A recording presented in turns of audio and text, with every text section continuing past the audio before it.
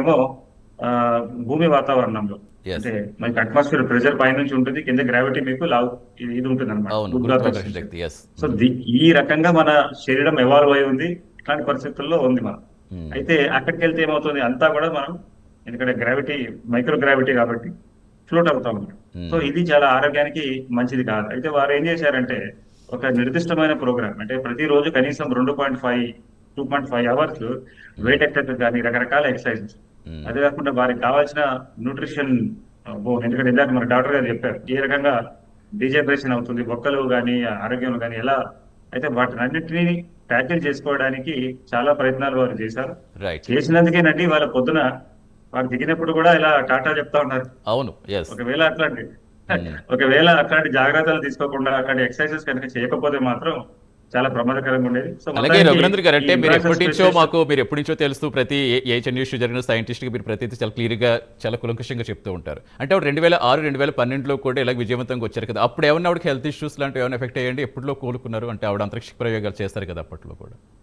అంటే అప్పుడు కూడా అది చాలా ప్రొలాంగ్డ్ థింగ్ ఏనండి. ఈమె గొప్పతనం ఏంటంటే ఈమె షార్ట్ పీరియడ్స్ కాకుండా లాంగ్ పీరియడ్స్ ఆల్రెడీ ఈ ఈ ఈ యొక్క పర్టికులర్ మిషన్ లో ఉందే షీ హాస్ సెట్ రికార్డ్. అయితే ఒక విషయం ఏంటంటేనండి, ఇప్పుడు సైన్స్ ఎప్పుడు కూడా ఎట్లా ముందుకు వెళ్తుందంటే శాస్త్రవేత్తలు పరిశోధన చేసినప్పుడే అది ముందుకు వెళ్తుంది. యాక్చువల్ గా ఈ రోజు సునీత విలియమ్స్ అంటే ఇప్పుడు మన మానవాళి ఏమనుకుంటుంది అంటే సుదూర అంతరిక్ష ప్రయాణం చేయాలి, అంగార గ్రహానికి వెళ్ళాలి, వేరే గ్రహాలకు వెళ్ళి అక్కడ బస చేయాలి, అవును. ఇలా భూమిని పట్టుకుని అట్లాంటి ప్రయత్నాల్లో భాగంగానే ఈ యొక్క పరిశోధనలు జరుగుతా ఉన్నాయి. అయితే ఇప్పుడు ఏమైందంటే సునీత విలియమ్స్ ఒక శరీరమే ఒక ప్రయోగశాల లాగా తయారైంది మనకి. Yes, definitely. ఎలా అంటే ఒక హ్యూమన్ బీయింగ్ అంతరిక్ష పరిస్థితుల్లో 6 నెలల కన్నా మించి ఉంటే ఎట్లాంటి మార్పులు వస్తాయి, 9 నెలల కన్నా మించి అక్కడ అంతరిక్ష పరిస్థితులు ఉంటే ఎట్లాంటి చేంజెస్ వస్తాయి, వారి మెంటల్ ఇష్యూస్ ఏమైనా వస్తాయి, హెల్త్ ఇష్యూస్ ఏమైనా వస్తాయి. ఇప్పుడు సింపుల్ అండి, డాక్టర్ గారు ఉన్నారు, హెల్త్ మీద మనకి జ్వరం వస్తే మనం పారాసిటమాల్ లేదు, అఫ్ కోర్స్ డోలో బాగా ఫేమస్ అనుకోండి, డోలో 660 కోవిడ్ లో మనకు వచ్చిన ప్రసాదం అది.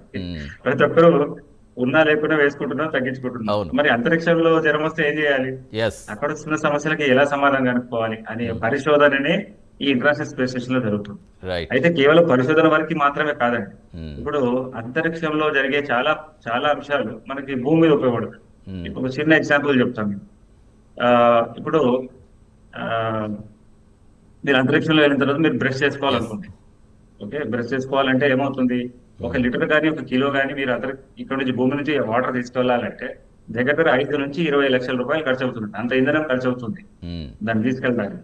ఎస్. ఓకే, అయితే మీరు ఏం చేశారు, ఇంజెస్టబుల్ టూత్ పేస్ట్ అని తీసుకొచ్చారు. అంటే మీరు జస్ట్ బ్రష్ చేసేసుకొని మింగేయవచ్చు. ఓకే, సో మరి సరే ఇది వాళ్ళ కోసం కనుక్కున్నారు, మరి భూమి మీద ఎలా పనికొచ్చిందంటే ఇప్పుడు మనము మన ఉస్మానియా హాస్పిటల్ కానివ్వండి, ఎక్కడెక్కడన్నా మీరు వెళ్ళండి, అక్కడ కొంతమంది పేషెంట్స్ ఉంటారు, వాళ్ళు కదలలేరు, మెదలలేరు, ఒకవేళ బ్రష్ చేసినా ఊహించలేరు కూడా. సో అట్లాంటి వాళ్ళకి ఈ టూత్ పేస్ట్ పనికొస్తుంది కదా, ఎస్. అంటే వాళ్ళు బ్రష్ చేసేసుకొని Definitely. ఊహించలేకుండా. Yes. ఇలా చెప్పుకుంటూ వెళ్తే ఎన్నెన్నో పరిశోధనలు ఇంటర్నేషనల్ ఫెస్టివల్ జరిగినాయండి. ఇందాక నేను మార్నింగ్ ప్రెస్ బ్రీఫింగ్ విన్నాను. ఈవెన్ క్యాన్సర్ మీద, అది కాకుండా స్టెమ్ సెల్స్ మీద చాలా రంగాలలో గత 200 రోజుల్లో చాలా పరిశోధనలు చేశారు. ఈ పరిశోధనలు అందులో వచ్చిన సమాచారమే మన డాక్టర్ గారు లాంటి వారికి, రిసెర్చర్స్ కి చాలా ఉపయోగపడుతుంది. ఉపయోగపడతాయి. Yes, and definitely. మనకున్న సమస్యలకు సమాధానం కలిగించడానికి అవకాశం ఉంది. డెఫినెట్గా అండి. అసలు మీరు చెప్పినట్టు ఎందుకంటే ఆవిడ మనం ఎప్పుడు చూస్తున్నా ఈ రోజు కూడా ఇప్పుడు స్మైలీ పేస్తూ ఉంటే ఈ రోజు కూడా ఆవిడ అదే స్మైల్తో మనకు కనిపించారు దగ్గర వెంటనే కూడా. ఖచ్చితంగా ఆవిడ తొందరగా కోలుకోవాలని మనం అందరూ కూడా డెఫినెట్గా కోరుకుందాం సార్. ఎందుకంటే పిల్లలకు కూడా ఎస్ ఎస్ అదే చెప్పండి. కాకుండా ఇదన్నిట్లో ఏంటంటే సరే ఇదంతా స్పేస్ ఎక్స్ కంపెనీ అమెరికా వాళ్ళు చేసుకుంటున్నారు. అయితే ఇప్పుడు మన భారతదేశం కూడా ఏమిటంటే మనం కూడా ఒక సొంత space program, space platform already start చేసాము, వ్యోమగాములను తయారు చేసి పెట్టుకుంటున్నాం. సో ఇప్పుడు ఏంటంటే మనం సొంత గడ్డ మీద నుంచి సొంత వెహికల్ ద్వారా, సొంత క్రూ మోడ్యూల్ ద్వారా అంతరిక్షంలో వెళ్లే ప్రయత్నం చేస్తాము.